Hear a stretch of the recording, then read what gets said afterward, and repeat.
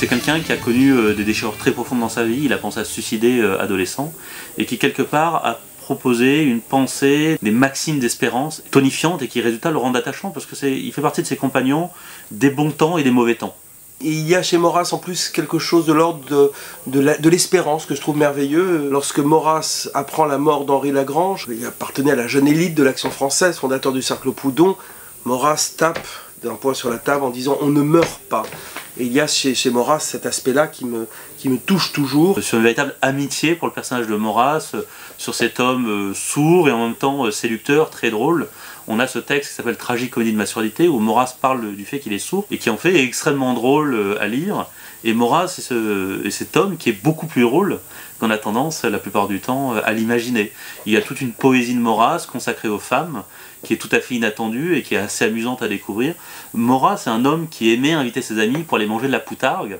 Ce Maurras-là est un Maurras beaucoup plus humain, sympathique, proche de nous au fond, que simplement le Maurras, grand écrivain des éditos d'Action française.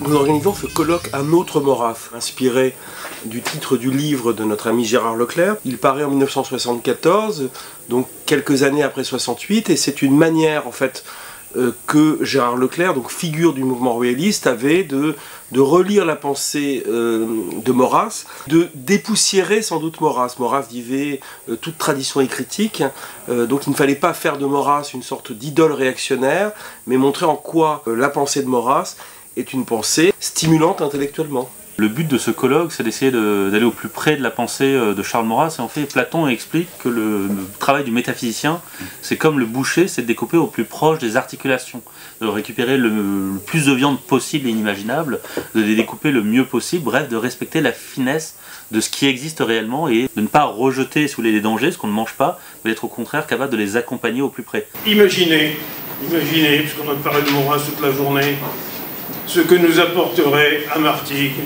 l'existence d'un musée ouvert au public, d'un musée reconnu comme maison d'écrivains au sein du réseau des maisons d'écrivains, comme il y a une maison Charles Péguy, ou comme il y a des maisons Victor Hugo, etc. Imaginez ce que ça pourrait être pour nous. Imaginez les expositions qu'on pourrait y tenir, les conférences qu'on pourrait y donner, l'animation permanente qu'il pourrait y avoir. Bien, l'association, elle se bat pour ça, pour qu'on réussisse à sauver la maison de Martigues et à accomplir les dernières volontés de Maurras pour faire un musée ouvert au public. Arriver à séduire, pour arriver à intéresser, pour amener au moins, sinon à la sympathie pro-maurassienne, mais du moins que disparaissent tous les a priori, tous les préjugés. L'anthropologie maurassienne, la vision maurassienne de la société, me semble toujours actuelle dans le sens où elle répond à la volonté de décomposition et du fait que le libéralisme politique et anthropologique actuellement régnant considère l'homme comme une monade, comme une sorte d'atome qui se promène comme ça, alors que Maurras est un penseur de la communauté, de l'enracinement, de la limite. C'est un grand personnage. Je peux vous dire plein de choses sur Charles Maurras, pourquoi je lui en veux. Et la première chose, c'est d'avoir raté son coup, de ne pas avoir rétabli la monarchie. Il y a une production intellectuelle qui est extraordinaire, et il a défendu des positions qui allaient contre ses intérêts, enfin contre toute possibilité de mensuétude du jury, par bravade. Et c'était quasiment suicidaire. Un homme âgé, isolé dans sa surdité, au milieu d'un environnement qui ne le poussait pas spécialement à changer d'avis, à s'analyser lui-même. Ça l'a fortement desservi. S'il y a un reproche qu'on peut lui faire, c'est d'être resté à Lyon et de ne pas avoir rejoint l'Algérie au moment de l'occupation de la zone sud. Je ne suis pas du tout maurassien parce que je suis royaliste. Je ne refuse pas que Maurras, comme d'autres d'ailleurs, d'autres écrivains, ont pu porter un regard intelligent sur le royalisme. Et en même temps, ils l'ont enfermé. Je ne suis pas pétiniste, d'où tout mon travail pour montrer l'engagement, et ils furent nombreux, des royalistes, ceux d'Action française, mais aussi ceux qui n'ont jamais été d'Action française, dans la résistance, parce que les royalistes se sont battus pour la libération du pays.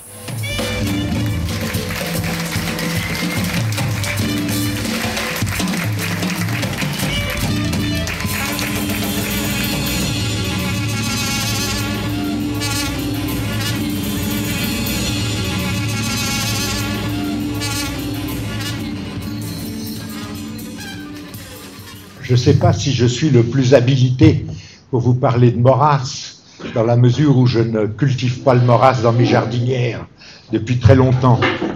Néanmoins, j'ai quelques prétentions à pouvoir en parler, mais à vous parler plutôt d'histoire de famille.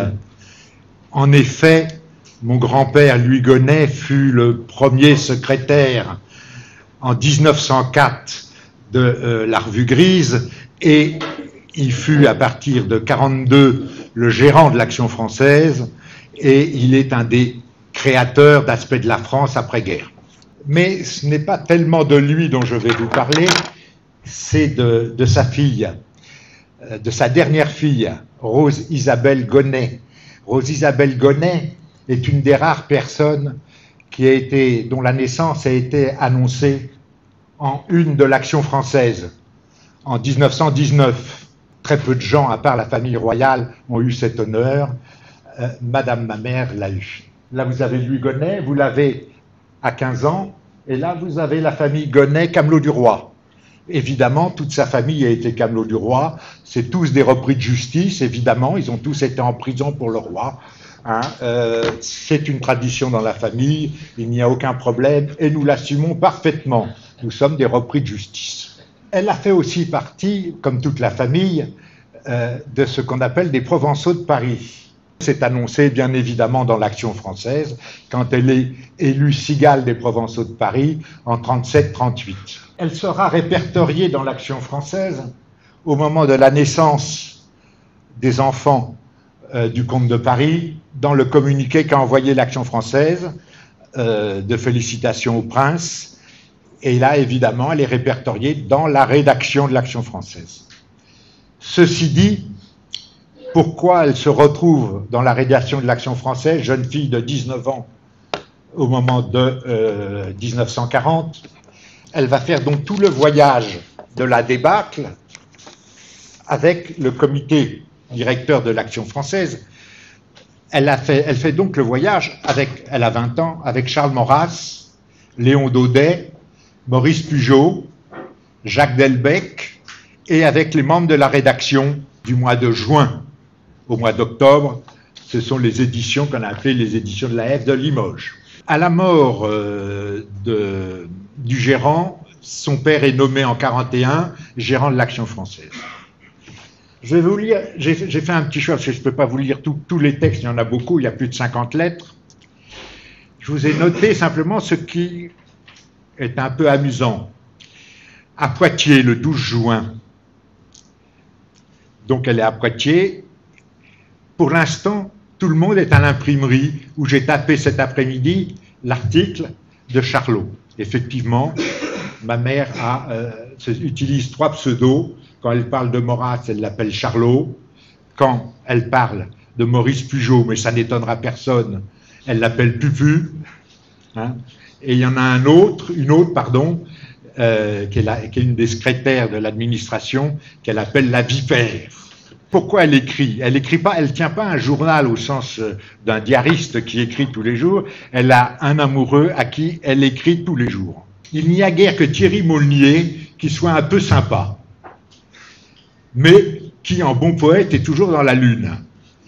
Elle va se retrouver au moment où l'Action française, surtout Charles Maurras, va choisir de soutenir coûte que coûte le maréchal Pétain.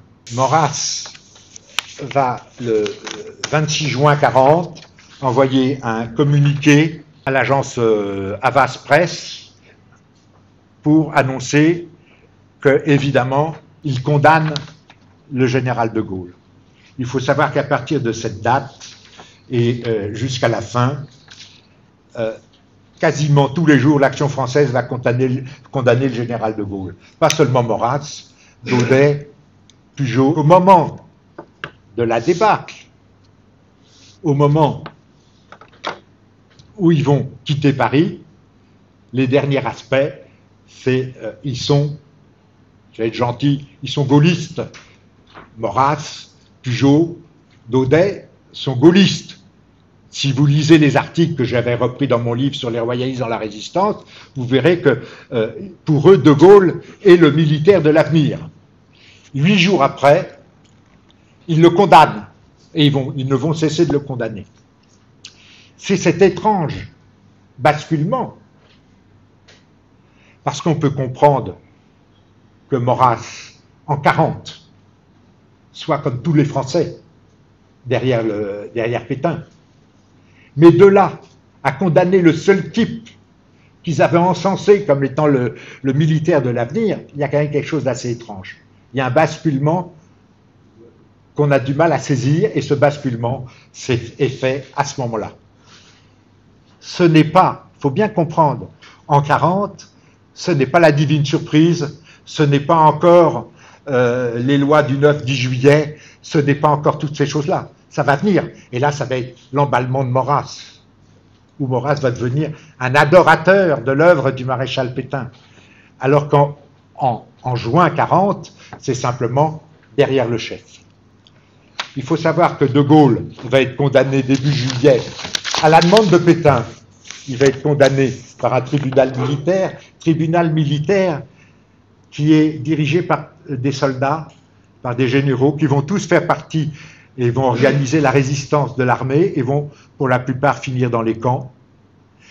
Pétain va être absolument furieux puisque De Gaulle est simplement, on dirait, presque suspendu. Donc il va demander qu'il y ait un nouveau procès. Et c'est à la demande de Pétain qu'il y a un nouveau procès au mois d'août, au début août, où là De Gaulle est condamné à mort, etc. Rose-Isabelle Gonem, à pic moment, a passé toute la guerre à l'Action française. Ça a été la dernière permanente de l'Action française vivante, puisqu'elle est morte au début du 3e millénaire. Son boulot à l'Action française, c'était de traduire Maurras. Voilà l'écriture. Et encore, ce n'est qu'un tout petit exemple. C'est totalement illisible. Et donc, elle tapait les textes, elle les traduisait, et après, c'était remis en français pour que les gens puissent les lire. Je dois avoir une centaine d'articles de Maurras. Comme ça. Ça, c'est la maison du vieux. Voilà encore un exemple d'écriture de Maurras, de taper. Alors, ça, c'est des articles d'après 42-43, puisque l'écriture en bleu, c'est de Michel Léon, et Michel Léon ne rejoint la rédaction de l'Action française qu'après sa démobilisation en novembre 42. Donc ça donne ça, ça et ça. Ça vous donne un exemple de l'écriture totalement illisible. Alors voilà, ça c'est une des condamnations faites par Léon Daudet, Maurice Pujol de Gaulle. Dans plusieurs journaux de la collaboration, on laisse sous-entendre que le général de Gaulle était de l'Action française. Et donc évidemment, ça rend furieux tous les gens de l'Action française. Et là, Maurice Pujol écrit ce petit billet pour dénoncer l'infamie, oser dire que le général de Gaulle était royaliste et d'Action française, alors c'était un scandale pour eux. Pendant ses lettres, évidemment, elle ne parle absolument pas de politique au sens où on l'entend, sauf une fois, le 24 juin, et c'est important la date du 24 juin, parce qu'elle écrit donc à son amoureux qui est dans l'armée, elle lui dit « J'espère que tu es à Londres, parce qu'on nous dit qu'on reconstruit une armée française. » Il faut bien comprendre que les gens de 20 ans, même de l'Action française, ne rêvaient que d'une chose, c'est de foutre le Boche dehors. On pense évidemment à Cordier, on pense à Raymond Fassin, on pense même au futur colonel Rémy et à d'autres qui vont faire le voyage en Angleterre. Mais c'est une autre histoire. Merci.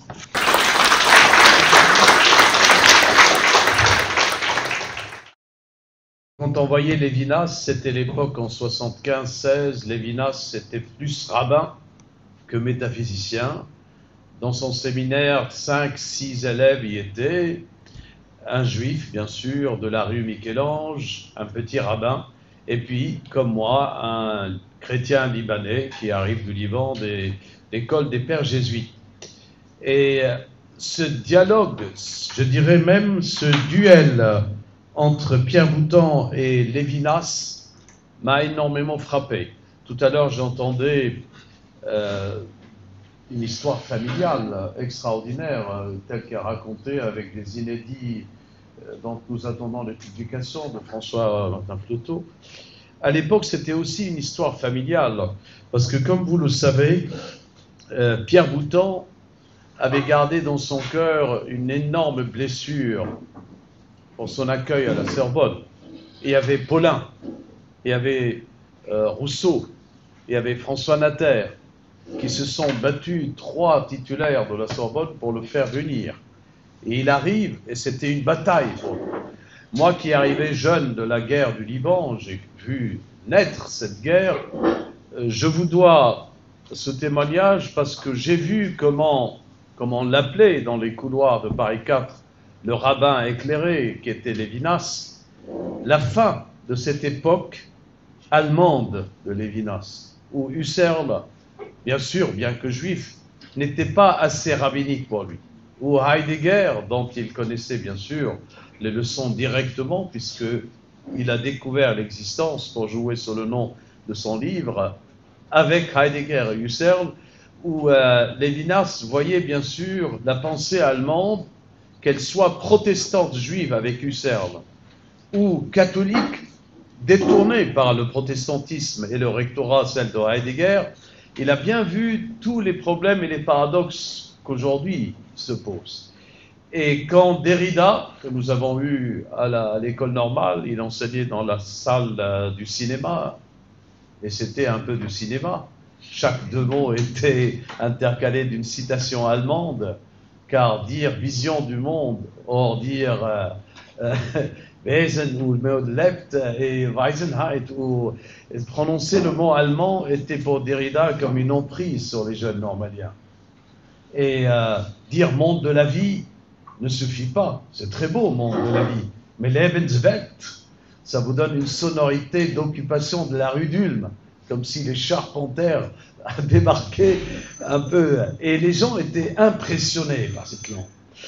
Et quand j'ai traversé d'Henri IV, la rue d'Ulm, vers la Sorbonne, pour rencontrer Lévinas, c'était en même temps une rencontre de Pierre Boutan. Et vous allez voir quand est-ce que Maurras va apparaître.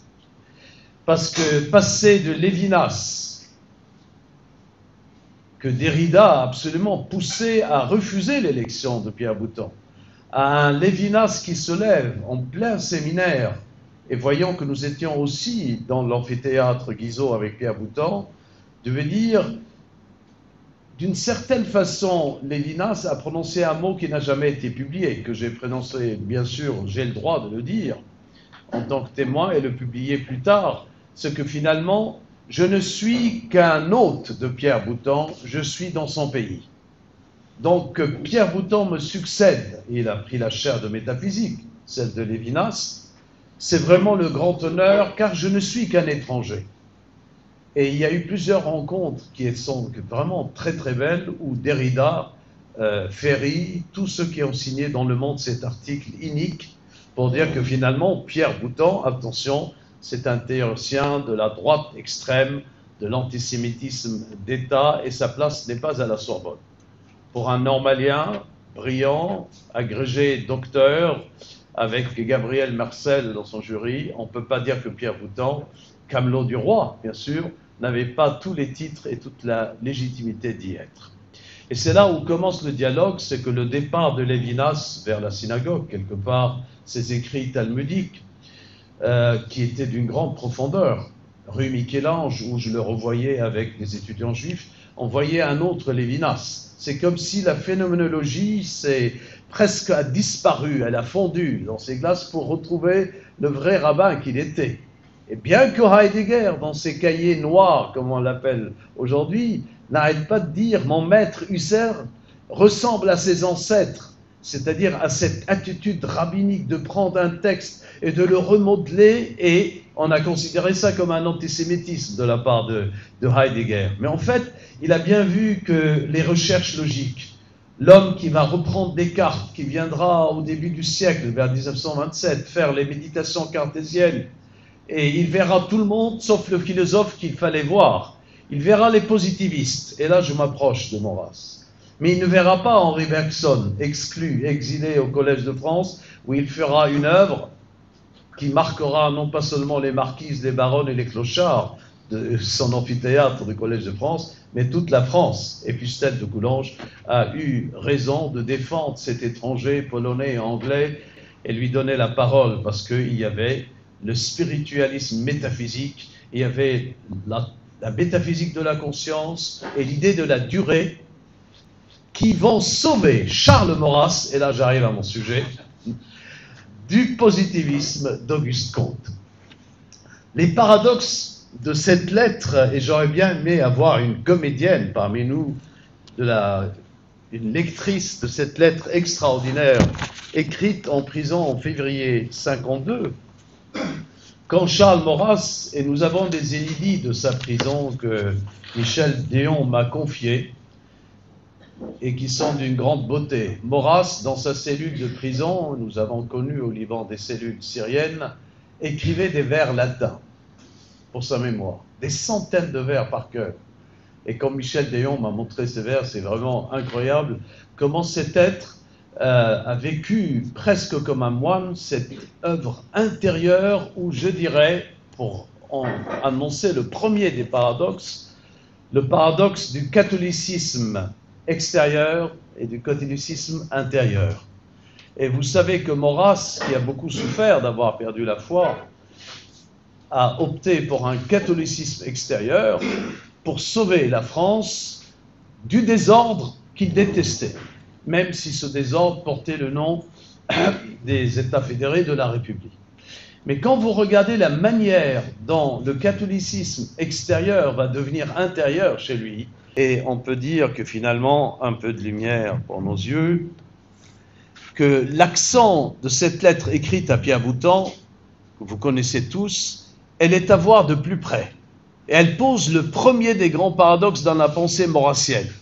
Disciple d'Auguste Comte, du positivisme et de cette dialectique froide qu'a laissé Auguste Comte, certes on verra, mais dans cette lettre, et je partirai de là, il y a une méditation à faire, et Gérard Leclerc, Maffisoli, tous ceux qui ont travaillé sur la philosophie de l'histoire savent très bien, même si Thibaudet reprochait à Maurras et à tous les gens de l'Action française de ne pas connaître l'histoire finalement, ou de détester tout ce qui est historique. En d'autres termes, de détester la dialectique et d'aimer la durée qui dure et qui s'installe.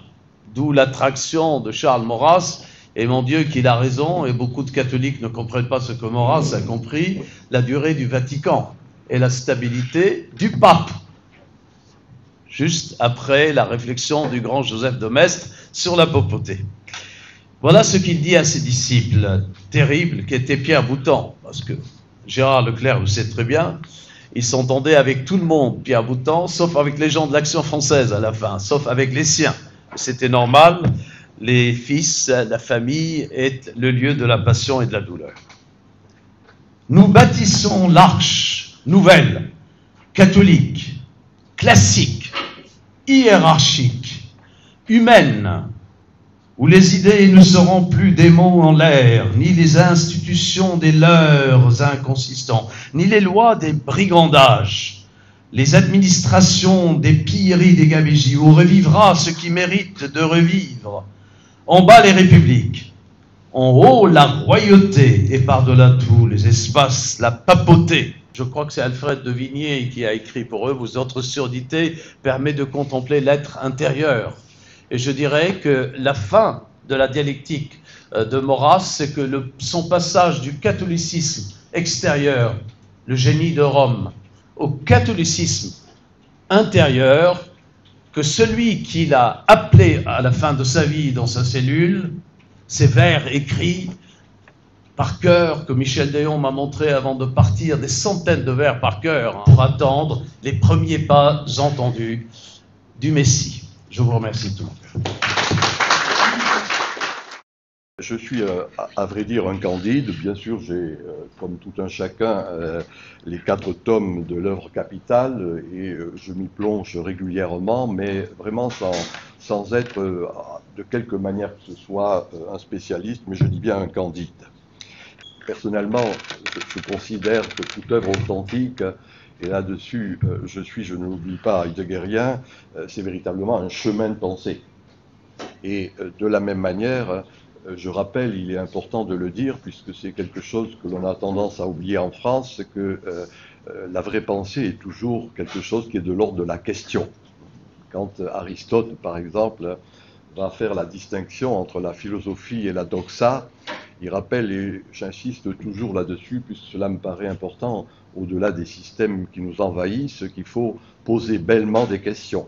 Le grec dit de belle manière, kalos apoierestai, dans le sens simple du terme, quasiment des apories, en se rappelant que l'aporie aporein, qui n'a pas de solution, et qui est également de surcroît ce col de haute montagne qu'il est difficile de passer. Précision, sémantique, et je vais dire quelques petits mots sur une ou deux de mes obsessions théoriques. La différence fondamentale que pour ma part j'ai établie entre réalité et réel. Et d'ailleurs, personnellement, quand j'écris le mot réel, je le mets toujours en majuscule. Une différence qui s'inscrit, quand on prend le risque de m'inviter, dans ce qui est, je dirais, mon Delenda Carthagoeste. Il faut toujours rappeler que Carthage doit être détruite. En la matière, notre cerveau reptilien, si je dis ainsi, le fondement de la culture. La culture, très précisément, c'est ce qu'on suce avec le lait maternel, de la petite enfance à l'alma mater universitaire. Eh bien, ce cerveau reptilien et cette culture qui nous a constitués, même vous, j'en suis sûr, malheureusement, est imprégné par le mythe du progrès, le progressisme. L'humanité serait partie d'un point A de barbarie pour arriver à un point B de civilisation absolue. C'est bien sûr la philosophie de l'histoire avec un H de Hegel, c'est la première fois qu'on va mettre un H à histoire, c'est-à-dire encore une fois ce linéarisme, qui est un linéarisme qui ne peut pas être véritablement court-circuité, et ce qui va culminer, moi j'ai créé cette expression, ce mot qui n'est pas très heureux, mais ce qui va être le propre même de la modernité, c'est-à-dire le futurisme, demain, un peu plus tard, de diverses manières. Et on voit bien comment, dans le fond, c'est cela qui va constituer, encore une fois, cette modernité qui, de mon point de vue, je le dirais encore, est bien vieillissante, mais qui continue à occuper les esprits, de quelque manière que ce soit. Je rappelle d'ailleurs, pour mémoire, j'avais dit que je ne ferais pas de précision sur mon petit dieu chéri qui est Dionysos, mais n'oubliez pas que la figure mythique qui fut la grande figure de Karl Marx, c'était Prométhée déchaîné. Quelque chose, encore une fois, qui s'inscrivait bien dans ce devenir inéluctable des choses. Le futurisme, voilà ce qui est le principe de réalité par excellence. Deux bons auteurs, il y en a de multiples, mais je pense ici à Karl Levitt dans Histoire et Salut, ou Carl Schmitt dans Théologie politique, rappellent d'ailleurs que tout ce que furent et sont les concepts essentiels de la politique, eh bien, ne sont dans le fond que des sécularisations de concepts théologiques. en la matière du messianisme, bien évidemment. Voilà ce qu'est, encore une fois, je dis bien, ce cerveau reptilien, le mythe du progrès. Je rappelle pour mémoire, je ne sais pas si j'écris beaucoup de livres, pas chaque mois, mais enfin, disons que ce qui fut un de mes premiers livres, et qui était ma thèse d'État en 1978, La violence totalitaire, est en fait une critique, à l'époque ce n'était pas habituel, du mythe du progrès et du progressisme. Donc voilà, je considère qu'il convient d'avoir cela à l'esprit. Alors, de mon point de vue, et c'est ça ma vraie obsession théorique, c'est qu'au-delà de ce linéarisme, de cette philosophie de l'histoire, etc., je rappelle qu'il y a des époques. Quand on regarde sur 2000 ans de temps notre histoire humaine, on se rend compte qu'à l'époque, et là encore restons à l'étymologie, bien sûr, époqué signifie le suspens, mais d'une manière plus triviale mais non moins intéressante, époque ça signifie parenthèse. Donc une parenthèse ça s'ouvre, une parenthèse se ferme. C'est en ce sens que de mon point de vue, eh bien, est en train de se fermer la parenthèse moderne qui a reposé, et j'insiste là-dessus, sur le principe de réalité. Princeps principio.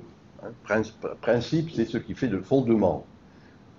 Principe, princeps, c'est ce qui fait autorité. C'est le principe. Et le principe de réalité, pour le dire bref, c'est le matérialisme historique. C'est tout simplement, je dirais, même si ce terme n'est pas du bon français, un économicisme ambiant. Pour le dire d'une manière beaucoup plus triviale, quand votre enfant veut faire de la poésie, le principe de la réalité vous oblige à dire « fais d'abord du droit ou de la médecine ». C'est plus sérieux et ça rapporte plus d'argent. Voyez, donc c'est ça le principe de réalité, soit dans sa dimension philosophique, soit dans sa dimension triviale.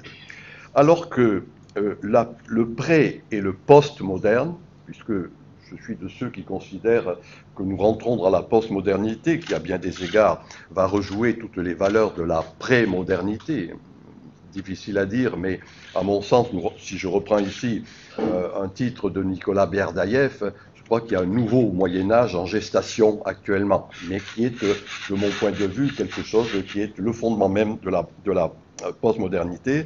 C'est là où, au-delà de cette réalité, il y a du réel. Je rappelle toujours que le réel est gros de l'irréel. Le réel, dans le fond, et bien sûr, j'ai été formé par mon maître Gilbert Durand, c'est cet imaginaire, ou ce que Durand ou Corbin appelaient l'imaginal, c'est-à-dire à bien des égards, cet ensemble complexe de mythes, de symboles, de spirituels. Et de mon point de vue, c'est quelque chose de cet ordre qui est en jeu. Citons Péguy rapidement, mystique, politique. Tout commence en mystique, tout termine en politique, sinon qu'à bien des égards, il peut y avoir retour de cette mystique, c'est également mon sentiment. Voilà la distinction que je ferai à propos du titre qui m'a été donné sur ce thème du réel. Alors voilà, en bref, il y a saturation. Je suis de ceux qui, d'une certaine manière, ont peur des mots de rupture, quelque chose qui serait tranché. Je m'inspire ici d'un sociologue américain qui s'appelle Sorokin, qui parle d'un processus de saturation, c'est-à-dire comment quelque chose cesse et comment, à partir de ce qui cesse, quelque chose d'autre renaît. L'image que donne Sorokin est à cet égard intéressant, c'est-à-dire justement les diverses molécules qui composent un corps donné ne peuvent plus rester ensemble, divorce, déstructuration, et dans le même temps, ces mêmes molécules rendent en autre chose. C'est ici mon sentiment, vous voyez, passage de la réalité au réel, à partir, encore une fois, de ce qui va cesser.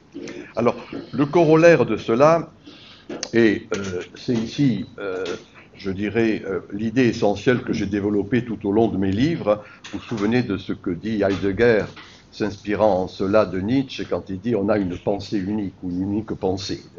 Hannah Arendt a repris également cette expression. La mienne, qui était celle de ma thèse d'État à l'époque, c'est cette distinction auquel je vous rends attentif, entre le pouvoir et la puissance, entre l'institué et l'instituant, etc. Peut-être même, bien évidemment, entre les élites et le peuple. Dans le fond, on voit bien qu'à certains moments cela marche, cet accord entre pouvoir et puissance. À d'autres moments, il y a une discrépance. C'est ce qui me semble être le cas actuellement. Au-delà de cette distinction-là, je rappelle une distinction auquel nous ne sommes pas habitués en France, mais que la philosophie allemande nous a appris entre la culture et la civilisation. La culture étant justement ce qui est, je dirais, le moment fondateur, que ce soit à partir duquel va se créer toute une manière d'être. Et la civilisation étant en quelque sorte, je dirais, une manière de bouffer le capital, si je le dis d'une manière un peu simple. Et à bien des égards, la civilisation est toujours quelque chose qui aboutit à une fin. Et à ce moment-là, eh bien, il y a culture, il y a quelque chose qui renaît. L'ordre réel est fondé sur la souveraineté populaire dans la conjonction des auteurs que j'ai ici indiqués. Et c'est cet ordre réel qui n'est pas reconnu, et quand cet ordre réel n'est pas reconnu, à ce moment-là, l'ordre légal devient de plus en plus abstrait. Cet ordre réel, c'est tout simplement le peuple. Qu'actuellement, on a tellement peur du peuple qu'on va parler de populisme. De manière générale, peut-être ces mots qui puent, comme vous le rappeliez de Nietzsche, et que le journalisme emploie à tire-larigot. Mais je rappelle également, et c'est en effet l'objet d'un de mes derniers livres, c'est quand il y a cette abstraction du pouvoir par rapport à la puissance, qu'il y a toute une série de soulèvements, de révoltes, d'insurrections. C'est cela qui me paraît être en jeu, je dirais, qui régulièrement exprime l'autoritas populaire. Et cela revient. Il faut ici écouter le poète. Vous le savez, cette phrase est très belle. Le plus excellent symbole du peuple, c'est le pavé. On marche dessus jusqu'à ce qu'il vous tombe sur la tête. Je vous remercie. C'est dans un contexte tout à fait nouveau que je me pose la question de Maurras. Est-ce que cet écrivain dont j'ai reçu l'héritage, etc., qu'est-ce qu'il faut en retenir aujourd'hui? Et donc pourquoi ce titre d'un autre Maurras? Pourquoi cette altérité? Parce qu'on pourrait dire que Maurras c'est un bloc. Oui, un autre Maurras parce que je voulais un peu dégager Maurras de... C'est affreux de dire ça, mais d'une grande part de son histoire. Dans mon autre Maurras, il n'est pas question d'affaire Dreyfus, il n'est pas question d'antisémitisme, il n'est pas question de Vichy, il n'est pas question de la guerre, etc. Donc, d'une certaine façon, c'est un Maurras complètement déshistoricisé parce qu'il est mis en situation, dans la situation qu'est la mienne. Et notamment, une situation qui est, comment dirais-je, d'un certain gauchisme, c'est vrai. On a été accusé à l'époque de maurassisme, le mot est un peu idiot, mais il y avait quelque chose de vrai dans la mesure où on était, comme nous reprochait à l'époque le professeur Louis Junier, nous étions un peu fascinés par le phénomène gauchiste. Alors j'aimerais citer quand même, Charles Gérard, une phrase que j'ai retrouvée de Jacques Prévota qui parle d'un autre Maurras dans un de ses livres sur l'Action française. Il dit à propos d'un autre Maurras, Maurras dans le livre de Gérard Leclerc, il devient 68 art, moins positiviste et rationaliste que nature, moins classique que romantique, mais révolutionnaire positif, prophète d'un nouvel art politique, bref, un humaniste, un nationaliste convaincu que l'homme ne peut s'épanouir qu'au sein de nations proches et protectrices. Un recours pour le citoyen d'aujourd'hui. Oui, c'est vrai. C'est vrai. Et d'ailleurs, je relisais un peu certains textes ces temps-ci. Bon, il se trouve que vous-même, vous êtes payé pour le savoir, il y a un renouveau aujourd'hui d'attention à l'égard de Sorel, de Georges Sorel. Or, moi, ce qui me frappait à cette période aussi de notre, comment dirais-je, notre complicité entre guillemets avec le gauchisme, c'était le retour d'une certaine jeunesse d'Action française au moment de la fondation du Cercle Proudhon, le fait que Sorel se soit rapproché, comme l'a dit très bien d'ailleurs Jacques Julliard, de l'AF à deux moments. Bon, tout ce qui s'est passé autour du cercle avec Édouard Berthe, etc. Évidemment, cette période m'intéressait beaucoup, et parce qu'il y avait un rapprochement, comme l'AF à l'époque s'était rapproché du syndicalisme révolutionnaire, nous avons une certaine complicité avec le gauchisme. On connaît la phrase de Thierry Monnier dans les années 30, la crise est dans l'homme. Est-ce qu'au fond, la limite de Maurras, ou la limite que vous trouvez à Maurras, c'est de s'être occupé beaucoup des institutions, de la question monarchique, et de justifier l'institution royale, l'institution monarchique, et au fond de s'être peu occupé de la société et des évolutions de la société. D'avoir été au fond un homme qui au XXe siècle, qui a été un siècle de grande rupture, n'a pas vu les choses changer. On est resté à une pensée politique classique qui est riche, et j'espère que le colloque le montrera. Et n'est-ce pas là la limite que vous avez trouvée à Maurras? C'est une question, je sais, complexe. Une question complexe. D'abord, Maurras a quand même eu la volonté et le mérite de, comment dirais-je, de sortir le royalisme, je dirais, de son sentimentalisme, pour en faire une pensée moderne. Et là-dessus, il a ramené à la rescousse Auguste Comte. Donc, il a modernisé considérablement le royalisme. Et moi, je suis toujours surpris, enfin, quand je compare le Peggy à Maurras, c'est que je dirais que la sentimentalité est plutôt du côté de Peggy que chez Maurras, qui a fait du maurassisme une démonstration positive. Or, ça, c'était quand même... Or, le problème de Maurras, comme celui de sa génération, c'est l'Allemagne. Et évidemment, leur attention s'est complètement concentrée sur le danger allemand. Et Dieu sait si la F a été d'une lucidité totale. Évidemment, le classique, c'est Bainville, là, les conséquences politiques de la paix, qui sont littéralement prophétiques. La F a vu juste. Donc, mais du coup, toute l'attention était portée vers les institutions. Maurras ayant fait la critique, notamment dans Quel étranger, de l'incapacité du pouvoir républicain à avoir une politique diplomatique et militaire solide et cohérente face au danger allemand. Et Dieu sait là-dessus si Maurras a eu raison. Alors, peut-être qu'il y a eu une certaine rétraction. Il n'y a pas chez Maurras une manière, au fond, d'user des idées de son temps d'une manière stratégique. Si, c'est vrai. Mais il faudrait une heure pour m'en expliquer. Mais en gros, quand même, moi je suis persuadé que le Play, dans la formation intellectuelle de Maurras, est aussi important que Comte. Seulement, il n'y a pas un essai de Maurras sur le Play, comme il y a un merveilleux essai de Maurras sur Auguste Comte. Quand on me dit que quand même votre Maurras est positiviste, etc., son goût pour vous, mais je rappelle toujours une chose, c'est qu'il y avait quand même une grande lectrice d'Auguste Comte dans l'histoire de la pensée contemporaine. Et qui c'est cette grande lectrice? Simone Weil, oui. C'est ce que m'expliquait Gustave Thibon, ce qui m'étonnait beaucoup. En disant oui, mais bon, évidemment, Simone Weil avait pris le goût d'Auguste Comte chez Alain, dont elle avait été l'élève. Bon, et alors le positivisme de Comte, comment dirais-je, je définirais chez Maurras par la volonté, comment dirais-je, d'avoir une certaine vue des sciences humaines, quoi. La perspective des sciences humaines, seulement avec d'énormes bémols qui sont déjà indiqués dans le petit essai sur Auguste Comte.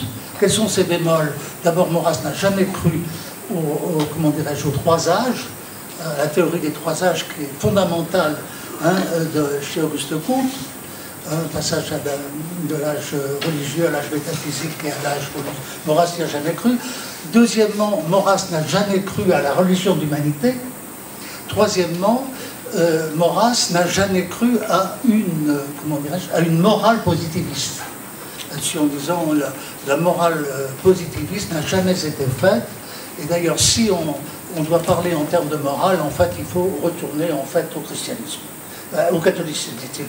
Parce que, en fait, la seule, comment dirais-je, la seule exigence morale a été parfaitement définie chez saint Thomas et les autres.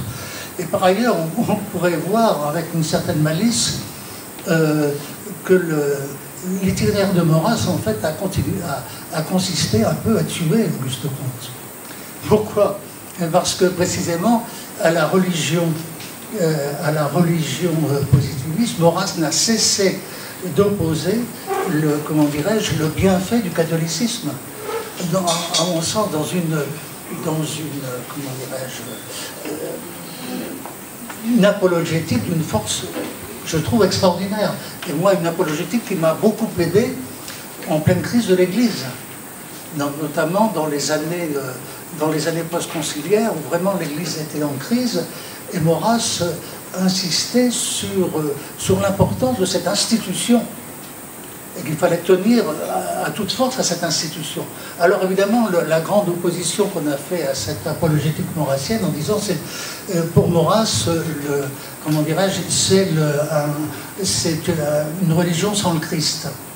D'abord, c'est beaucoup plus compliqué que ça, parce que tout à l'heure, je crois, Antoine a fait allusion à la préface du chemin de paradis, où évidemment Maurras parle, il y a cette formule très controversée des 4 juifs obscurs. Il ne faut pas obliger que chez Maurras, il y a le balancier entre les 4 juifs obscurs et le Christ de Dante, le divin Jupiter qui fut pour nous crucifié.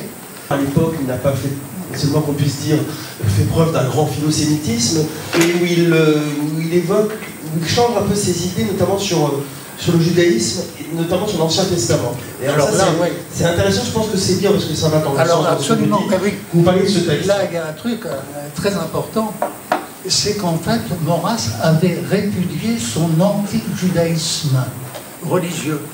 C'est ce qu'on n'a pas assez remarqué. Le premier qui m'a mis sur la trace, c'est Pierre Bouton. Parce que dans une des annexes de son Maurras, il y a un texte de la guerre où Maurras cite très longuement un texte paru dans les cahiers du cercle officiel de Coulanges d'un docteur Schemmler, je crois, qui était d'ailleurs un médecin protestant. Et ce texte concernait les prophètes de l'Ancien Testament. Et le Schemmler montrait que le prophétisme de l'Ancien Testament n'a rien à voir avec un anarchisme politique, au contraire. Et Maurras cite à pleine page le texte de Schemmler en disant « je suis complètement d'accord ». Et alors, moi, je me suis dit, est-ce que cette attitude de Maurras date simplement de la guerre? Je me suis aperçu que non. Par un autre texte de Maurras de la guerre, une polémique avec un historien démocrate, Guillemin, oui. Guillemin qu'il avait accusé d'anti-théisme, etc. Et Maurras explique qu'il est complètement revenu sur son anti-judaïsme. D'ailleurs, quand il a réédité son fameux texte sur Rousseau, Jean-Jacques Rousseau après la guerre, Rousseau a été dans la première version qualifié de prophète biblique, et dans la seconde version, Rousseau est qualifié de faux prophète. Et il y a tout un... Alors Maurras en explique dans un long article de l'Action française, il explique effectivement qu'il faut très bien distinguer le faux prophétisme du vrai prophétisme. Et du vrai prophétisme, ce n'est pas un prophétisme anarchiste révolutionnaire, mais c'est quand même une certaine exigence de justice qui est parfaitement illustrée dans la Bible. Je crois cette phrase de Gustave Thibon qui dit qu'un bon disciple doit être un disciple divergent. En quoi vous divergez avec Maurras aujourd'hui? En quoi sa lecture, évidemment, vous nourrit toujours votre réflexion, mais vous divergez avec Maurras, je crois, notamment sur la question si chère, si importante pour Bouton, qu'il évoque dans Reprendre le pouvoir, du consentement. Pierre Bouton, dans son livre Reprendre le pouvoir, fait une théorie de la légitimité où il accorde une large place au consentement. La dialectique de la légitimité, c'est celle de l'autorité face au consentement, ce qui aboutit à la légitimité. Effectivement, cette notion de consentement, on la trouve probablement peu chez Maurras. Ce qui oblige, à mon sens, à reprendre toute la question de la démocratie. La démocratie étant définie comme le mal absolu, etc., c'est quelque chose qui résonne très mal dans la tête de nos contemporains, parce qu'effectivement, la démocratie est du côté du bien. Heureusement que la démocratie a vaincu les deux grands totalitarismes. Quand Maurras s'attaquait à la démocratie, en fait, il s'en prenait d'abord à la partitocratie. À la partitocratie contre laquelle Simone Veil d'ailleurs combattait aussi, puisqu'elle allait jusqu'à vouloir interdire les partis politiques. Qu'est-ce que c'est qu'une république, une démocratie sans les partis politiques? C'est très problématique. En tout cas, Maurras a montré que la partitocratie, la Troisième République avait été une catastrophe absolue, ce qui était aussi d'ailleurs la conviction de Gaulle.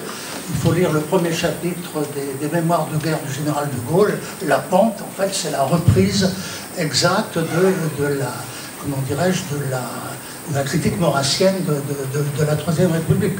Entre parenthèses, pour prolonger un peu ce que disait notre ami François Floto ce matin, j'ai bien connu le comte de Paris, le grand-père du comte de Paris actuel, et il nous parlait souvent de ses rapports avec De Gaulle, puisqu'il avait été un des plus... le comte de Paris a eu des rapports avec De Gaulle que peu d'hommes politiques, même proches de Gaulle, ont eu. Et le comte de Paris disait, mais pour moi, De Gaulle était le type même de l'officier maurassien. D'ailleurs, à propos de Gaulle, il y a une phrase d'une lettre de Drieux à Malraux, enfin, d'un échange de Drieux et Malraux, Drieux disant à Malraux, mais pourquoi tu ne rejoins pas le général, ça devrait être clair, etc. Et Malraux aurait répondu, mais qu'est-ce que tu veux que j'aille rejoindre? Je ne vais pas rejoindre un officier maurassien. Malraux qui avait quand même passé Maurras dans sa jeunesse. C'est une histoire d'ailleurs un peu drôle sur Drieux et Maurras. Parmi les envois de Cocteau à Drieux, il y en a un qui dit bah dis donc, Drieux, tu me fais la tête, on ne te voit plus qu'au soir de Maurras. Ce qui est assez passionnant avec Charles Maurras, les Serbes le qualifient de grand professeur de civisme. C'est que ça a été effectivement un enseignant de qu'est-ce que c'est que l'investissement dans la cité, et plus encore d'une certaine forme d'espérance politique. Et au fond, n'y a-t-il pas un écart assez étonnant entre Peggy, qui nous parle de la petite fille espérance, mais qui a d'énormes difficultés à vivre au quotidien, et Maurras qui, au contraire, a porté jusqu'à un certain moment dans l'absurde cet impératif d'espérance, en qualifiant d'ailleurs tous les sports de sottise absolue. Oui, oui. Non, c'est vrai qu'il y a une formidable leçon d'énergie chez Maurras. Mais je voudrais quand même ajouter, en terminant, que moi, le maurassisme que j'ai vécu, c'est quand même le maurassisme à travers Pierre Debray et Pierre Boutan. Et donc, c'est avec des ouvertures quand même nouvelles, un développement quand même, comment dirais-je, au-delà de Maurras. L'homme est un animal, quand je dis l'homme, c'est l'homme et la femme. Je ne suis pas une féministe canadienne. L'homme est un animal qui tente de sortir de lui-même, de sortir de sa condition, parce qu'il a un esprit, une conscience, une imagination, etc.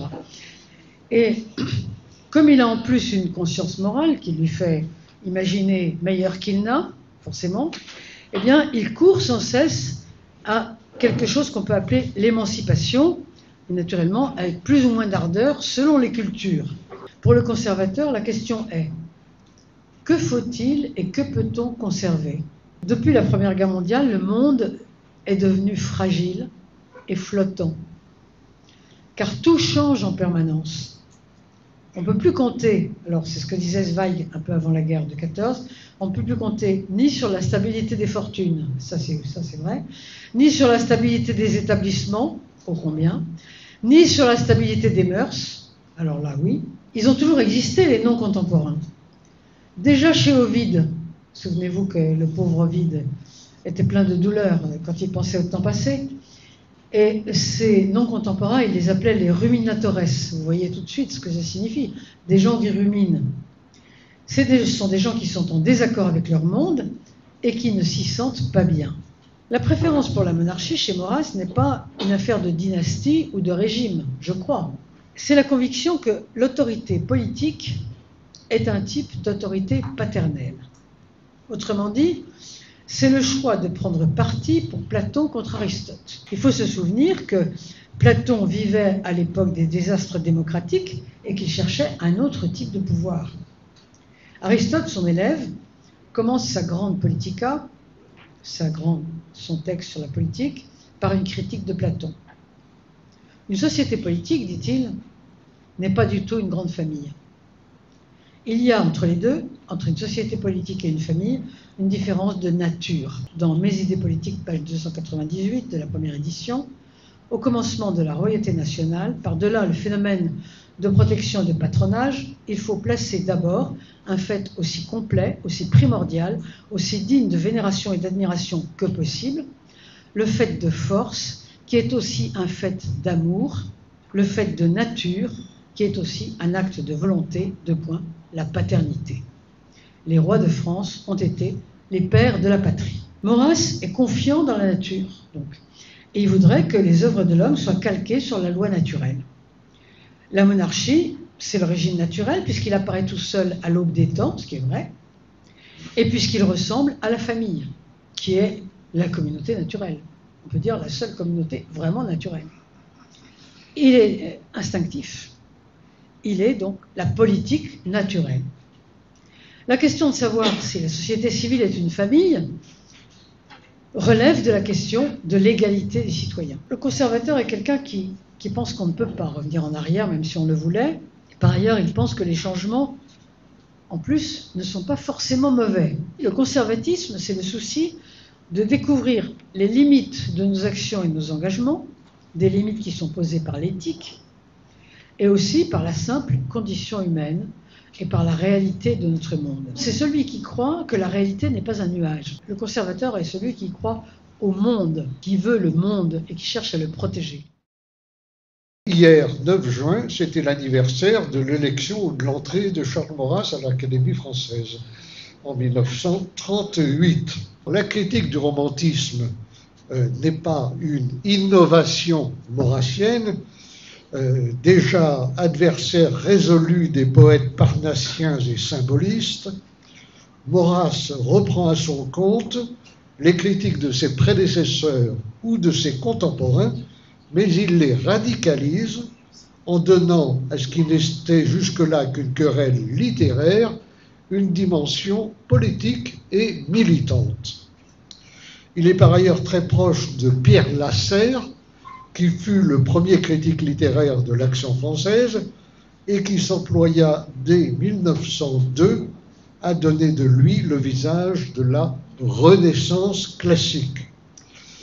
La position de Maurras dans ce domaine s'exprime d'abord dans de nombreux articles, mais aussi dans des livres comme 3 idées politiques en 1898, Antinéa en 1901, Les amants de Venise en 1902, L'avenir de l'intelligence en 1905, Athènes antique en 1918, Romantisme et révolution en 1922, le romantisme féminin en 1926, un débat sur le romantisme en 1928.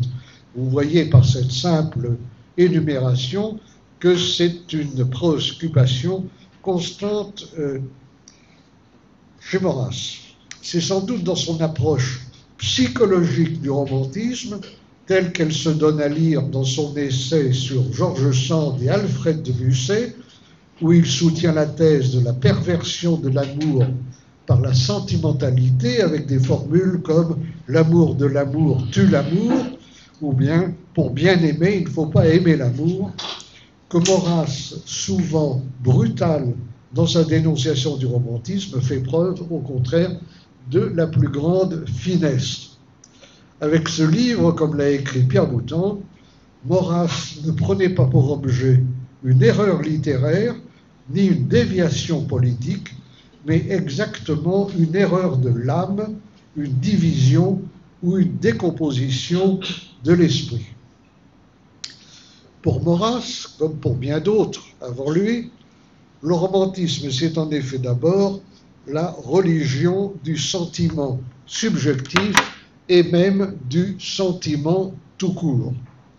En donnant à ce dernier une place hypertrophiée, le romantisme amène la sensibilité à usurper une fonction à laquelle elle est étrangère. Il entraîne la prise de contrôle de l'esprit par la sensibilité. On retrouve ici la définition classique du romantisme comme simple conjonction de l'individualisme, du subjectivisme et d'une vague religiosité de la nature. Maurras ajoute que le romantisme trahit par là son caractère féminin, allant jusqu'à soutenir qu'un homme qui adhère au romantisme change de sexe en quelque sorte.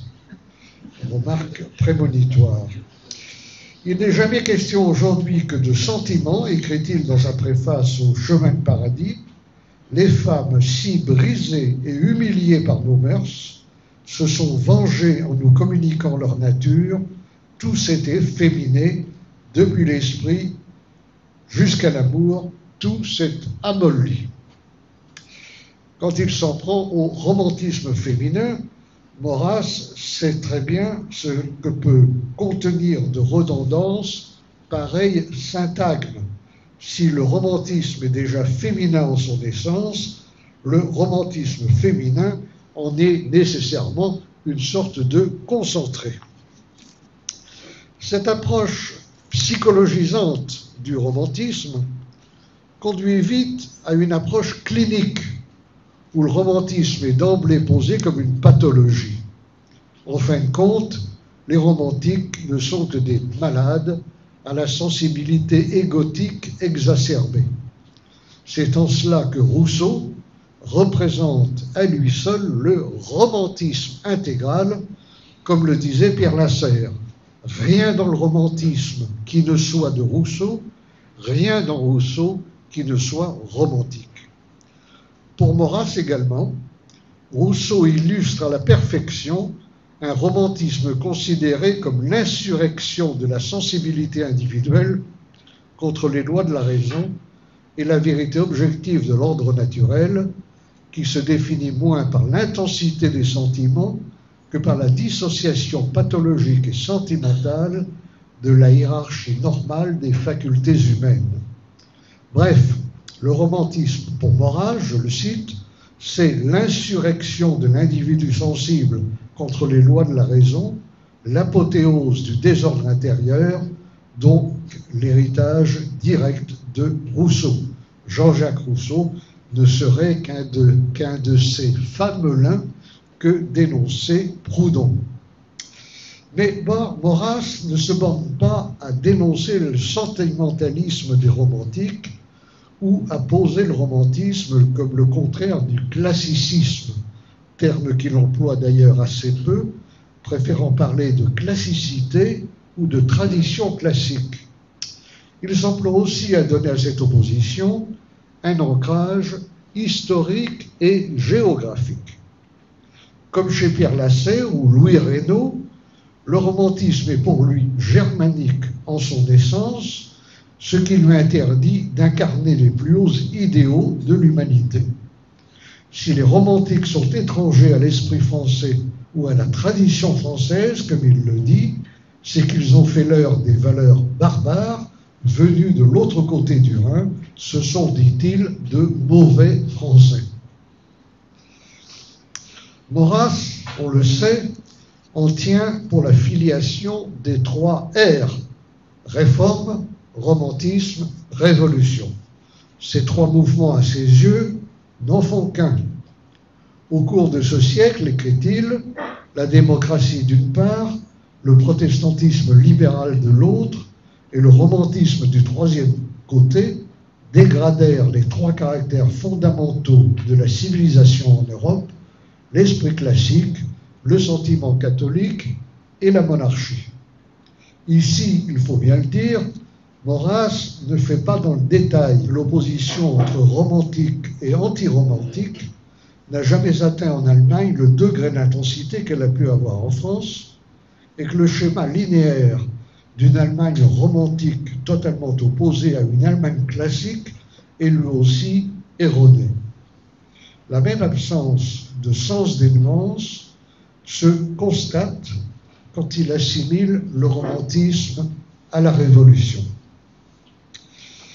Ceux des romantiques allemands qui avaient d'abord été favorables ou séduits par la Révolution française s'en sont en fait rapidement détournés.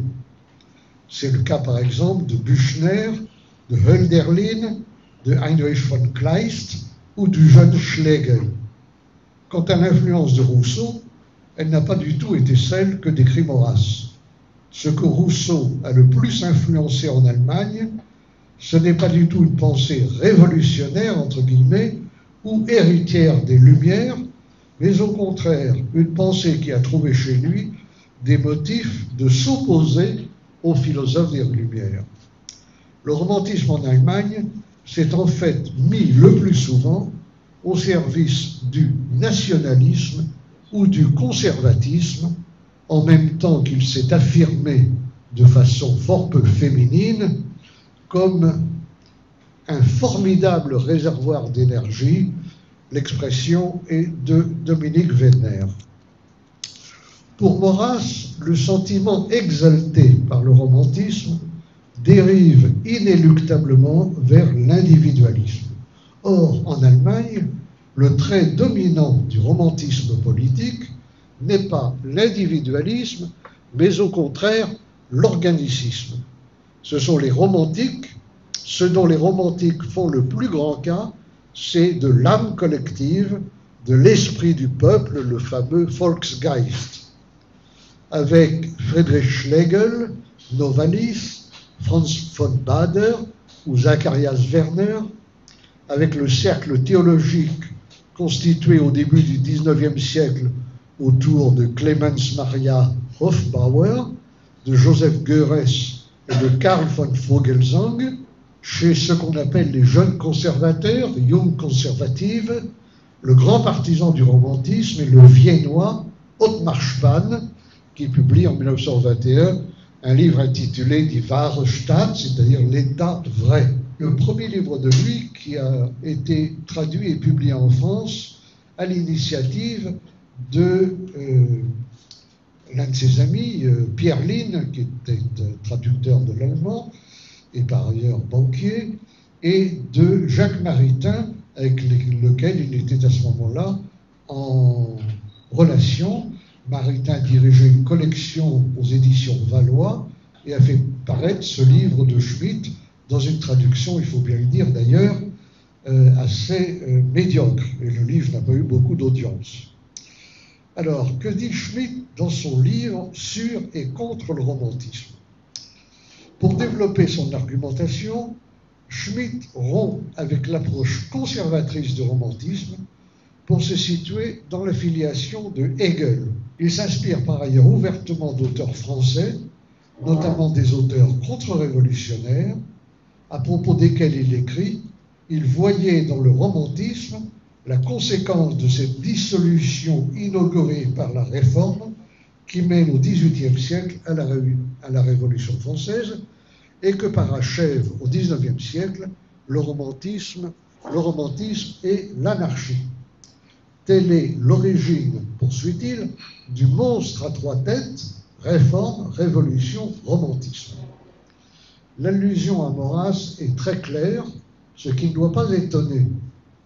À une époque où les rapports franco-allemands sont pourtant plus que détestables, et où le nationalisme français et le nationalisme allemand ne se définissent guère que par la négation l'un de l'autre, Schmitt n'a pas seulement lu Bonald et Joseph de Maistre, mais aussi Charles Maurras, Pierre Lasserre et Ernest Seyer.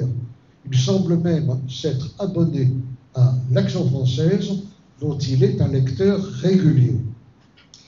Schmitt part de l'idée qu'il est vain de définir le romantisme par son objet ou son contenu, qui est par trop protéiforme, et qu'il faut plutôt s'intéresser au sujet romantique lui-même, c'est-à-dire à sa relation spécifique au monde.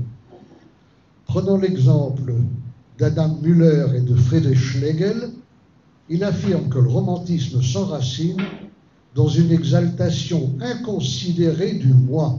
Tout individualisme est romantique dans son essence, dit-il, comme Maurras est tout à fait le contraire de Spann.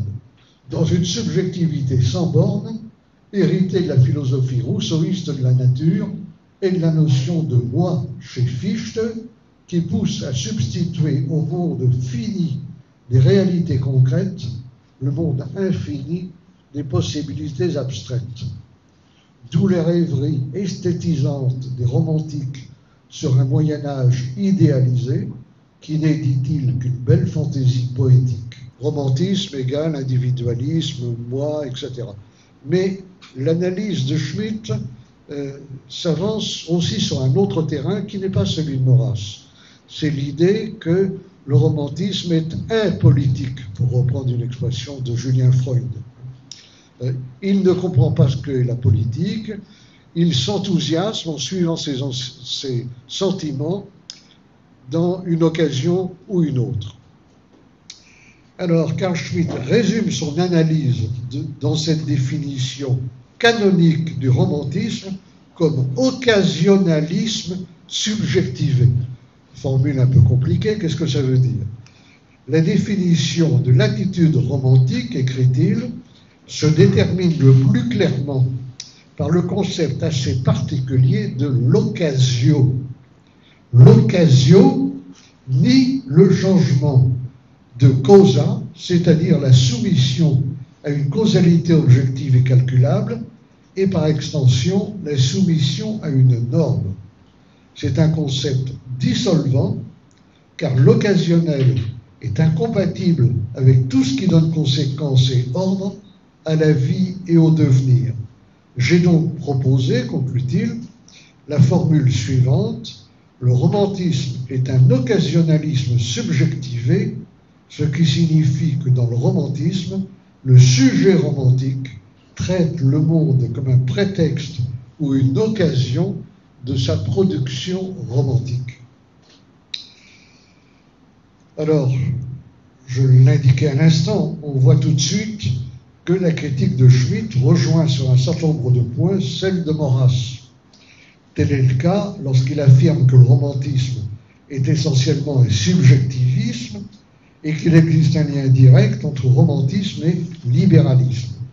Sur d'autres points, en revanche, les positions de Schmitt diffèrent profondément de celles de Maurras. D'abord, on le sait, le catholique rhénan n'est en aucune façon monarchiste. D'autre part, il ne considère nullement libéralisme et démocratie comme des synonymes, mais au contraire comme des doctrines fondamentalement opposées, ce en quoi d'ailleurs il se rapproche ici de Rousseau. Contrairement à Maurras, Schmitt n'associe pas non plus sa critique du romantisme à une valorisation de l'idéal classique et moins encore à une défense du rationalisme. À l'instar d'Hippolyte Taine, il défend au contraire l'idée d'une filiation entre le rationalisme du XVIIIe siècle et les idées romantiques.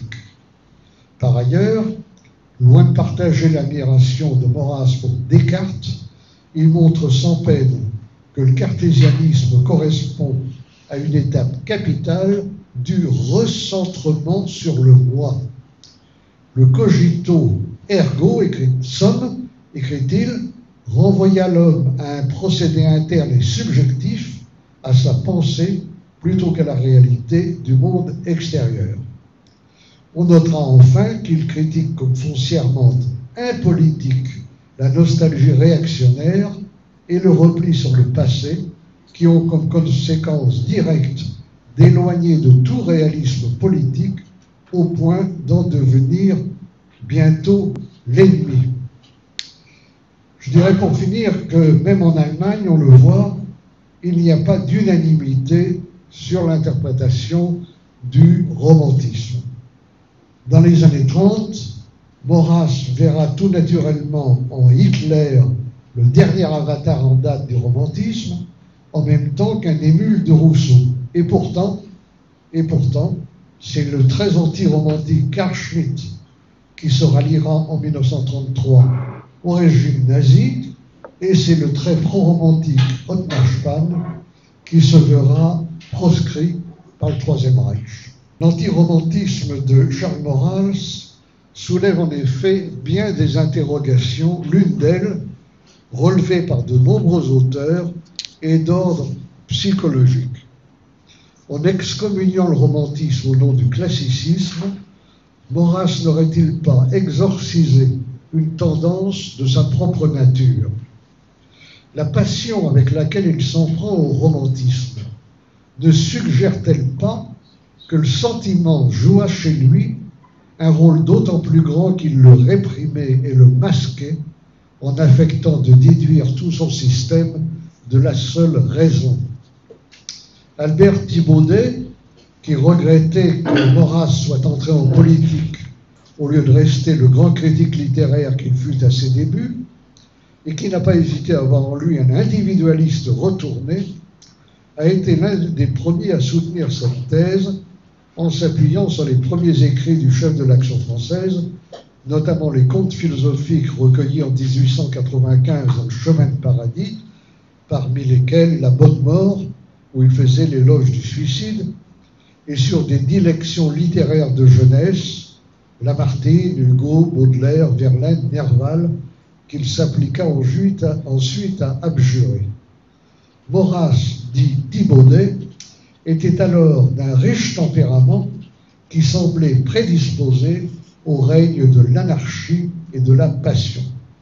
Et comme toute réaction est gouvernée par l'action contre laquelle elle réagit et sans laquelle elle ne serait pas, il concluait au romantisme de M. Maurras. C'est dans le même esprit que Julien Benda a pu voir dans la pensée de Maurras un romantisme de la raison. Antinéa, l'avenir de l'intelligence, écrivait-il, c'est l'amour de l'esprit classique pris pour matière d'exaltation romantique. Tout contre-romantisme est encore un romantisme, y compris le contre-romantisme de l'Action française. Cette interprétation, qui a été avancée par de nombreux auteurs, j'en ai seulement cité quelques-uns, contient certainement, à mon sens, du moins une part de vérité. Le fait est que la virulence dont Maurras a fait preuve à l'encontre du romantisme paraît elle-même souvent d'une facture fort peu classique. Maurras, au demeurant, n'a jamais nié qu'il connut dans son adolescence une crise de baudelarisme effréné, disait-il, qui semble confirmer que sa réaction au romantisme trouve son origine dans un élan romantique initial, mais bien entendu, la psychologie n'explique pas tout. Je vous remercie. La poésie a été essentielle dans toute la vie de Maurras. S'il a pu écrire dans sa préface au recueil La musique intérieure que l'Action française lui avait permis de circonscrire la marge étroite abandonnée à la diversion du poème. Donc c'est vrai que par moments il parle lui-même de la poésie comme étant une espèce de diversion, une activité moins sérieuse à laquelle il ne faudrait pas trop se consacrer, dans laquelle il ne faudrait pas trop se perdre. Il faut néanmoins rappeler que ça l'a poursuivi toute sa vie, que biographiquement du moins on peut vraiment dire poétique d'abord, puisque ses premiers centres d'intérêt, ses premiers émois furent littéraires et en particulier poétiques. On sait que Maurras, quand il était jeune, adolescent, s'est passionné pour Alfred de Musset, pour la poésie provençale, en particulier Frédéric Mistral, et puis pour les grands classiques, les grands anciens comme Homère, Virgile ou Lucrèce.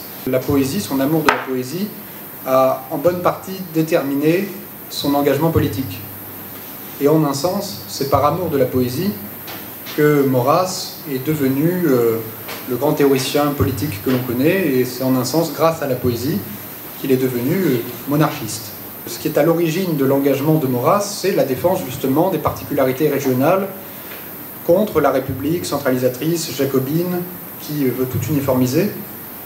Et dès 1892, alors que Maurras n'est pas encore devenu le grand royaliste et meneur d'Action française que l'on connaît, quand il rédige la déclaration des faits libres fédéralistes, toute sa pensée politique est déjà plus qu'en germe, puisqu'il y réclame la liberté des communes, il demande que l'on délivre de leur cage départementale les âmes des provinces. Politique d'abord, il l'a toujours dit et répété, ça veut dire que la politique vient dans l'ordre pratique en premier.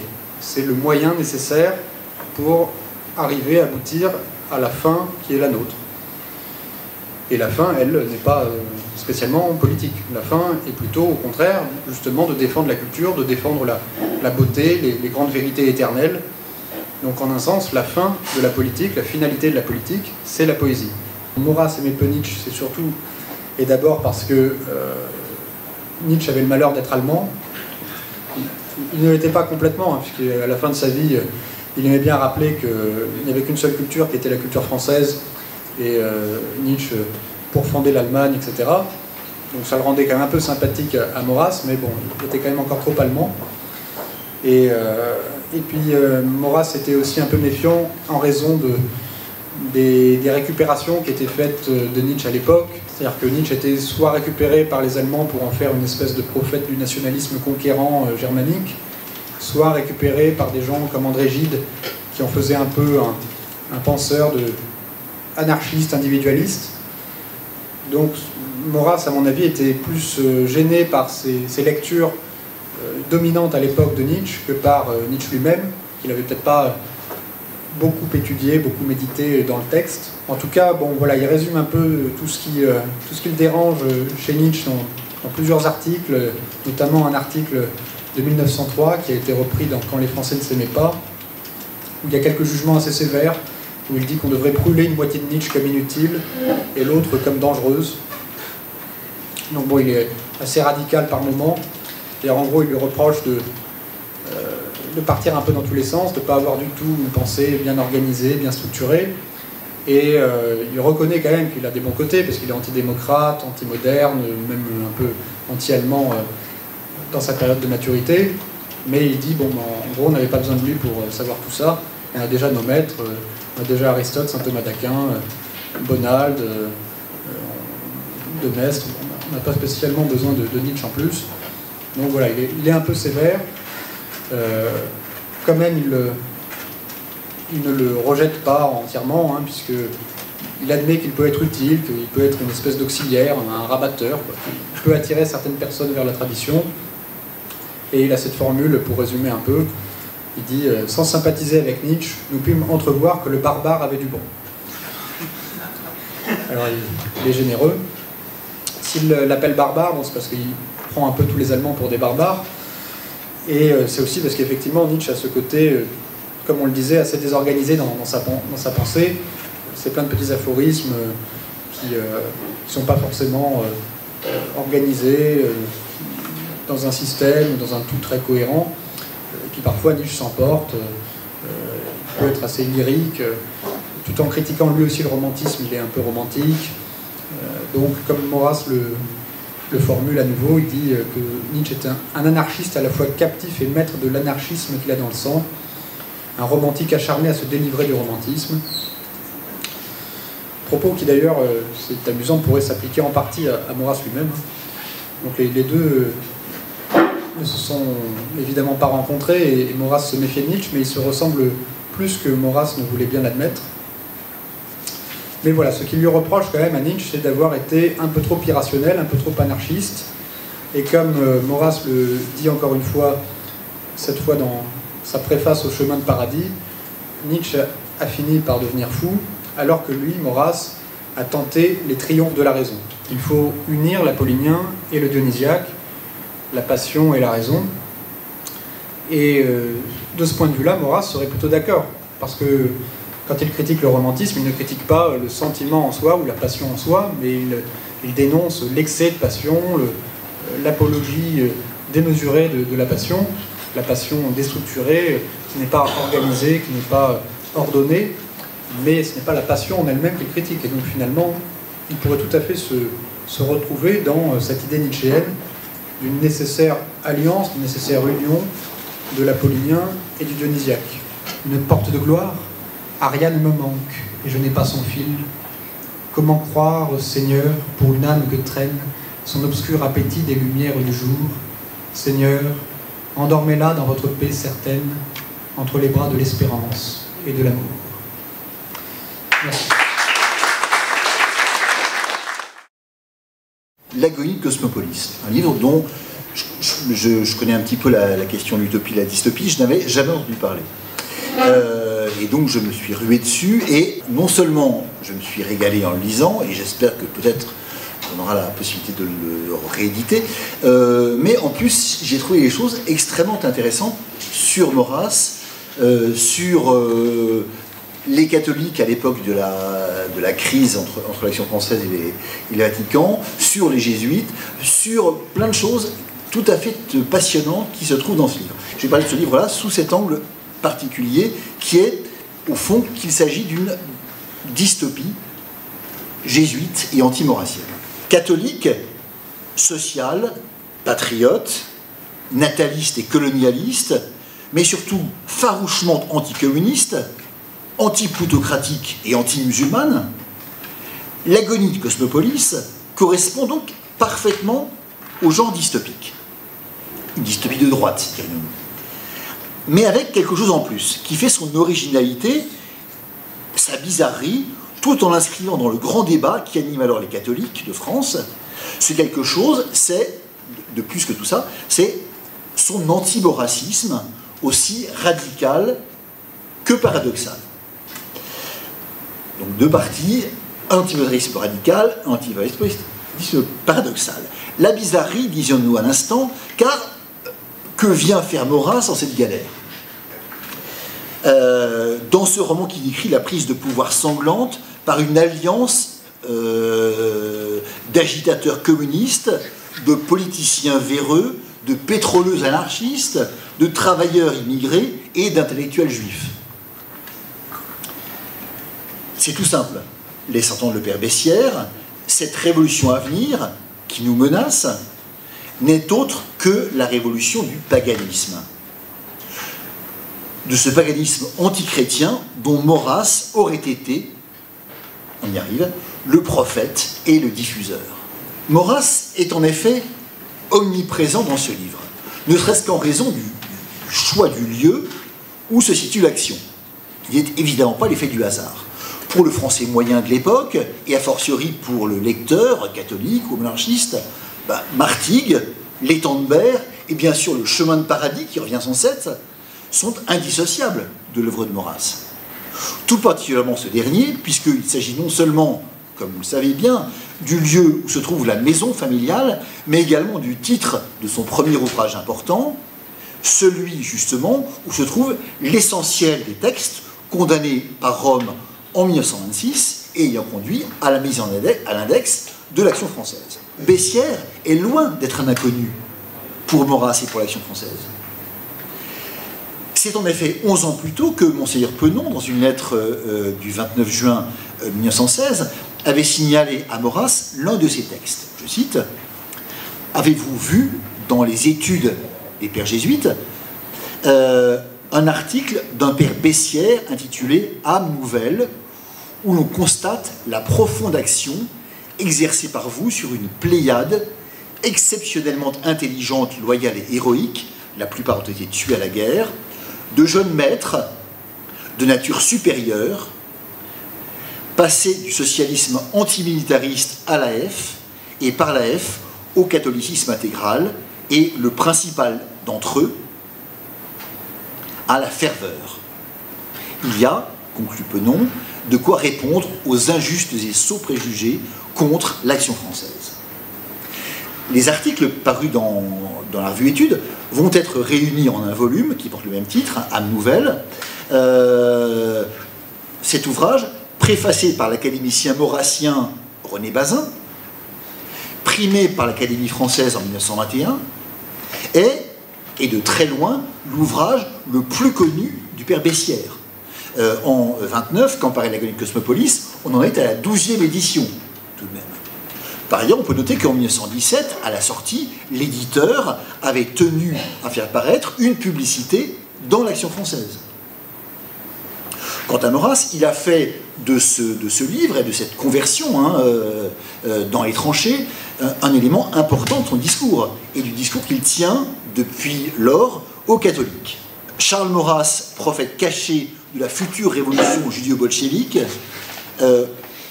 décidément, même dans la croix à l'époque, le cheveu sur la soupe est un peu trop gros pour rester digeste. Si le texte de la nouvelle édition du roman en 1933 ne prend pas la peine de retirer le cheveu en question, l'avertissement de Bessières qui le précède ne fait plus aucune mention de l'auteur du Chemin de paradis.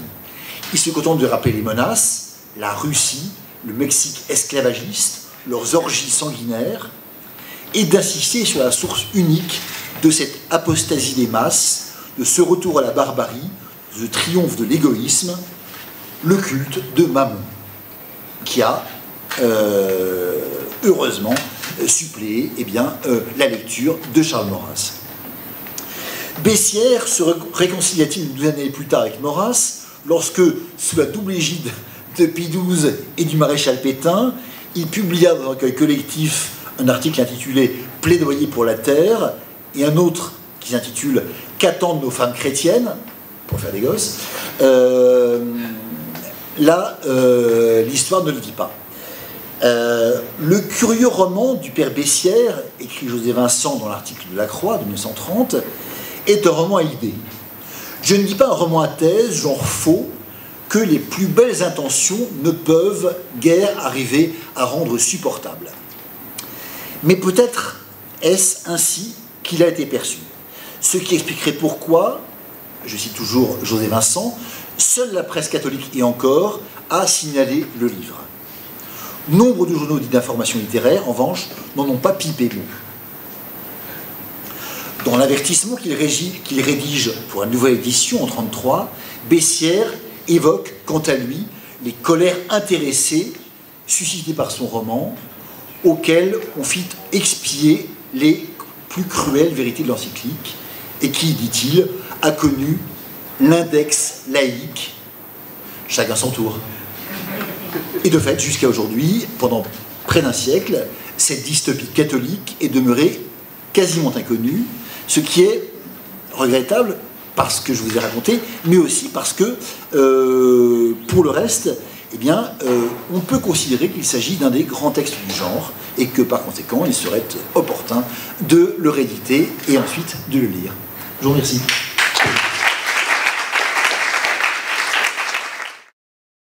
Toute tradition est critique, disait Maurras, et il disait aussi que vivre, c'est réagir. Cependant, il s'agit d'avoir toujours des vivants pour porter la tradition et pour avoir un regard critique. Et donc, on pourrait imaginer et continuer à faire un petit peu cette sorte de faux conservatisme dont parlait Nathan Pinkowski tout à l'heure, et de dire on pourrait faire un maurassisme pour les vieux, un maurassisme pour les retraités, un maurassisme de presque mort. Sauf que ce n'est pas vraiment ce que nous a appris à faire Charles Maurras, et que de manière globale, nous aimons bien fréquenter des gens d'âges divers et variés, comme nous montre la diversité des âges dans cette salle. On ne naît pas maurassien, on le devient.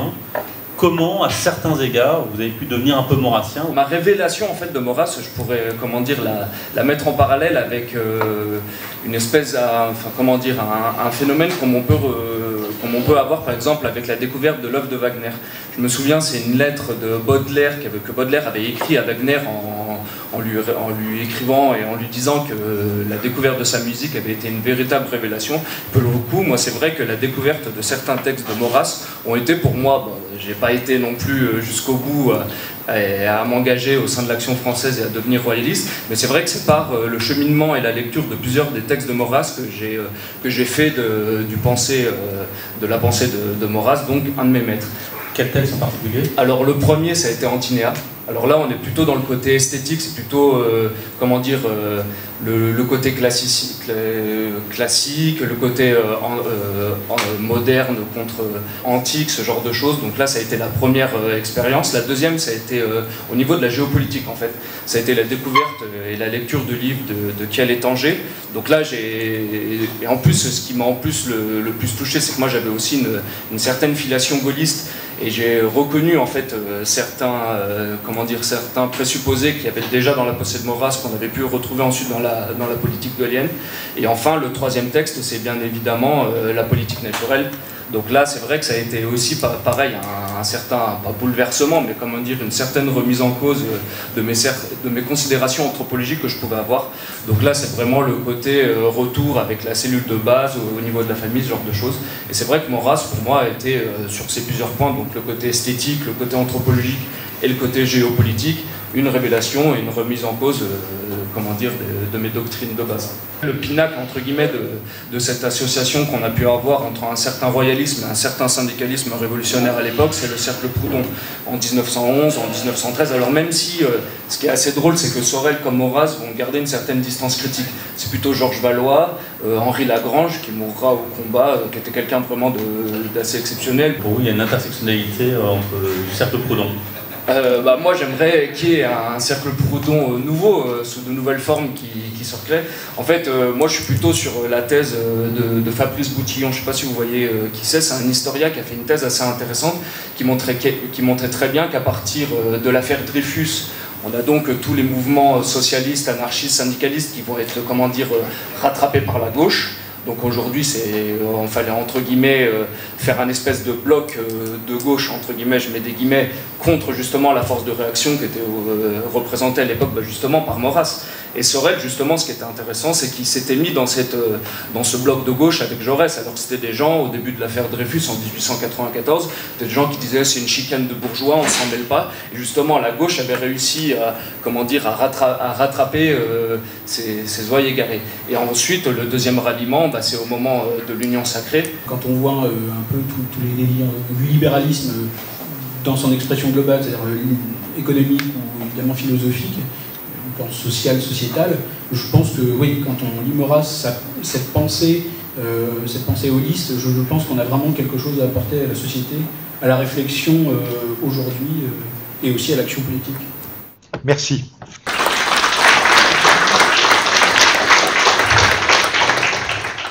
Pas moi, c'est le duc de Choiseul-Praslin quand même, merde. C'est toute l'histoire de France qui vous le dit, c'est pas Flotteau.